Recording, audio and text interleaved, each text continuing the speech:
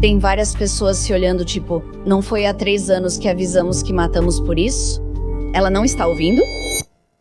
Antes que um pesquisador de propulsão de Huntsville, Alabama, começasse a discutir publicamente tecnologia antigravitacional e os limites da física moderna. Antes que partes das entrevistas dela circulassem em fóruns de OVNIs, Reddit e canais conspiratórios no YouTube, onde acreditavam que ela lidava com ideias perigosas demais para serem debatidas. Antes de Amy Eskridge afirmar que estava sendo monitorada, que suas comunicações sofriam interferência e pessoas a vigiavam enquanto sua presença online aumentava. E antes que sua morte aos apenas 34 anos desencadeasse ondas de especulação pela internet, durante uma época em que a fascinação em torno da divulgação de OVNIs, cientistas desaparecidos e tecnologia aeroespacial secreta, já estava chegando ao auge. Porque, ultimamente, as comunidades online ficaram obcecadas com alegações envolvendo vários cientistas, pesquisadores aeroespaciais e figuras ligadas à inteligência supostamente morrendo ou desaparecendo sob circunstâncias misteriosas. Isso ocorre enquanto Washington segue sob pressão com audiências sobre a divulgação de OVNIs, depoimentos de denunciantes e alegações aeroespaciais sigilosas. Enquanto a própria Hollywood,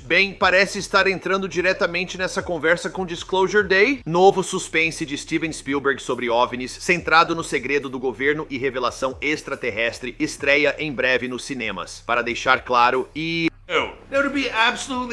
para me resguardar legalmente, não há nenhuma evidência pública ligando Amy Eskridge. Public evidence connecting Amy Eskridge. A morte dela a qualquer conspiração maior, e as autoridades classificaram oficialmente sua morte como suicídio. Mas pelo tema que ela debatia publicamente, pelos medos que relatou antes de morrer e pelo momento em meio a um dos maiores ciclos de obsessão por OVNIs na internet. Muitos pressionam as autoridades para seguir investigando, e elas afirmaram que farão isso. Amy Eskridge era apenas uma brilhante pesquisadora independente enfrentando grande pressão pessoal? Vamos falar sobre isso neste vídeo. Sou Michael McCrudden. Este é um vídeo do Before They Were Gone. Vamos começar. Amy Eskridge nasceu em 9 de janeiro de 1988 em Huntsville, Alabama, uma cidade tão profundamente ligada à engenharia aeroespacial e à pesquisa militar que ganhou o apelido de Cidade dos Foguetes muito antes de Amy começar a discutir antigravidade. E isso porque ela cresceu em um ambiente onde conversas sobre ciência, engenharia e tecnologia experimental já faziam parte do seu dia a dia. Huntsville foi moldada por décadas pelas operações da NASA, por empresas contratadas pelo setor de defesa e pelo desenvolvimento aeroespacial, o que fez com que muitas famílias locais, incluindo a de Amy, estivessem ligadas a indústrias altamente técnicas. Agora, uma das maiores influências na visão de mundo dela desde cedo foi seu pai, Richard Eskridge, um engenheiro aposentado da NASA, cuja carreira expôs Amy ao mundo da tecnologia aeroespacial desde muito jovem. Não há indícios de que o pai dela compartilhasse ou apoiasse as teorias menos convencionais que Amy explorou publicamente depois. Crescer convivendo com alguém ligado à engenharia da NASA claramente ajudou a moldar a maneira como ela via a ciência e as possibilidades tecnológicas. Agora, quando criança, Amy teria desenvolvido uma reputação por ser intensamente curiosa e profundamente focada em ideias diferentes que a maioria das pessoas ignorava ou descartava completamente. Agora, em vez de seguir interesses convencionais ou acadêmicos tradicionais, ela se fascinou cada vez mais pelos limites da física moderna e pela possibilidade de que a humanidade ainda não compreendia totalmente a tecnologia de propulsão. Essa curiosidade a levou a conceitos avançados de propulsão, como teorias de antigravidade, propulsão por combustível e pesquisas sobre energias não convencionais. Diferente de pesquisadores aeroespaciais tradicionais de grandes universidades ou instituições governamentais, Amy construiu sua reputação em círculos de pesquisa independentes e comunidades de ciência alternativa fora dos padrões acadêmicos tradicionais. Ela passou a integrar o Institute for Exotic Science, organização independente voltada para abordagens inovadoras em propulsão e energia experimental.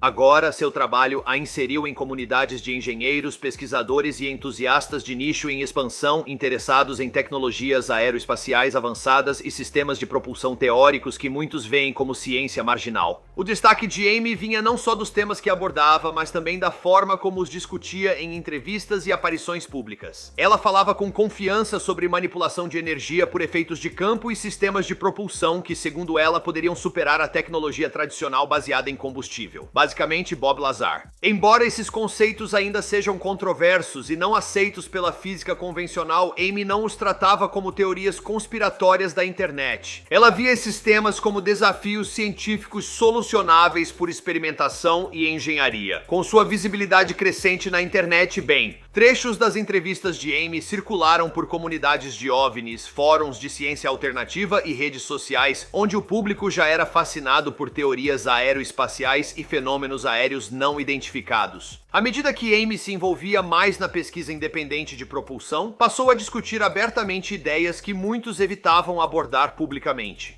Especialmente conceitos como sistemas antigravitacionais, propulsão a combustível e a possibilidade de que a tecnologia aeroespacial moderna, Aerospace Technology, chegara a um beco sem saída. Agora ela tratava sistemas de propulsão como problemas de engenharia próximos da aplicação real, não mais como conceitos distantes de ficção científica. Nas entrevistas, ela debatia as limitações da física, manipulação de modelos de engenharia e novas propulsões, sempre confiante de que avanços revolucionários ocorreriam em sua vida. Para o público geral, algumas discussões pareciam impossíveis, mas em comunidades de OVNIs, startups de tecnologia e fóruns de ciência alternativa, as entrevistas deles logo se espalharam. Agora, à medida que esses clipes circulavam cada vez mais online, Amy começou a construir um público composto por pessoas fascinadas por teorias aeroespaciais avançadas, fenômenos aéreos não identificados e a possibilidade de que avanços tecnológicos secretos já existissem a portas fechadas. Agora, alguns espectadores viam Amy como uma pesquisadora inteligente que estava ultrapassando os limites da ciência aceita. Outros a viam como alguém perigosamente imersa em um território especulativo. As pessoas prestavam atenção ao que ela dizia e ela parecia realmente acreditar que peças do quebra-cabeça já faltavam. Mas com o tempo, o tom em torno das aparições públicas de Amy começou a mudar. Segundo entrevistas e declarações online, Amy passou a relatar preocupações de que estava sendo monitorada e que suas comunicações estavam sofrendo interferência. E que certos aspectos do seu trabalho, estavam atraindo atenção indesejada. Agora, Amy passou a falar abertamente sobre o estresse e medo ligados à sua visibilidade online. Agora, para alguns seguidores, essas declarações pareciam a paranoia compreensível de alguém sobrecarregado pela atenção na internet ou de alguém emocionalmente exausto por atuar em espaços de pesquisa controversos. A história deixou de focar só em teorias de propulsão e física experimental.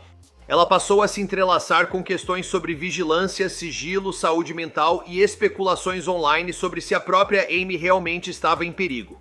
Agora, pouco antes de sua morte, mensagens e comunicações relatadas de Amy foram descritas por seguidores em comunidades online como tendo um tom cada vez mais inquieto com referências a estresse, medo e preocupação com sua situação geral. Investigadores oficiais classificaram sua morte como suicídio, mas o mistério online levou a uma investigação mais profunda sobre o suposto suicídio dela. No dia 11 de junho de 2022, Amy faleceu com apenas 34 anos de idade. A notícia da morte dela se espalhou discretamente pelas pequenas comunidades online ligadas à pesquisa em propulsão, discussões sobre OVNIs e fóruns de ciência alternativa. Ou seja, antes de ganhar mais atenção no YouTube, Reddit e nas redes sociais. Amy já havia comentado publicamente sobre seus medos de vigilância, como um homem trocando a placa do carro em frente ao seu apartamento.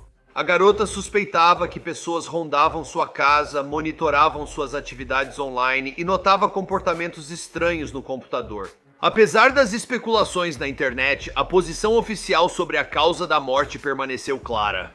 Eles disseram que o caso estava encerrado e que ela tirou a própria vida, mas ninguém acredita. Para os apoiadores que acompanhavam de perto as pesquisas de Amy, sua morte foi profundamente perturbadora, pois a viam como alguém apaixonada por ideias em que acreditava e que poderiam mudar o futuro da propulsão. Outros disseram que a atenção online, pressão, isolamento e estresse emocional podem ter levado Amy ao suicídio. Agora, como você deve ter visto nos noticiários, há pelo menos uma dúzia de cientistas ligados a essas áreas de aeroespacial, tecnologia de propulsão, funcionários da NASA, ex-funcionários que desapareceram misteriosamente ou tiraram a própria vida.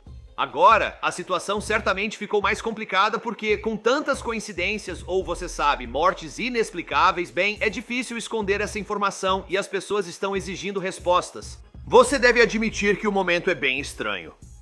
Quero dizer, Steven Spielberg, ele já lançou ET no passado e muitos filmes que alguns dizem que revelam que ele tem trabalhado com as autoridades nos revelando a verdade esse tempo todo. Após isso, Donald Trump finalmente abriu alguns arquivos. O que vimos no último fim de semana foi só o primeiro de 3 passos. Aos poucos, o mundo está descobrindo que definitivamente existem objetos voadores não identificados ou UAPs que vem aparecendo aqui desde pelo menos os anos 60. Então, com essas pessoas agora desaparecendo justamente quando tinham uma voz que os outros teriam que ouvir quando elas estavam falando a verdade o tempo todo, não parece um pouco estranho que elas tenham que sumir ou tirar a própria vida justamente no grande momento delas? Certo, estou improvisando aqui e posso até ter meu canal do YouTube fechado ou ser abduzido por alienígenas se eu continuar. Então paro por aqui, mas o McCrudden é de fato um grande fã de OVNIs, um fanático. Dulce, Novo México. Eu pesquiso essas coisas há anos. Eu até fiz um Antes da Fama sobre a Área 51 há alguns anos. Enfim, pessoal, me digam o que vocês acham de tudo isso e eu vejo vocês em outro vídeo. I know they waiting on me. I know they waiting on me. The world is waiting on me. The world is waiting on me. Yeah, I know they waiting on me. I see them waiting on me. The world is